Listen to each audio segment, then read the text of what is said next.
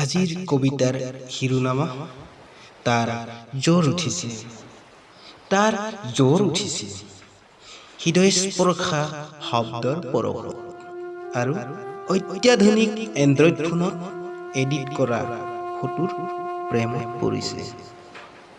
ফেচবুকৰ পৃষ্ঠাত দিন ৰাতি হয়, হোৱাটছএপৰ মাল্টিমিডিয়া মেছেজবোৰ ক্ৰমে অশ্লীল হয় আৰু তাৰ ভীষণ জ্বৰ হয়।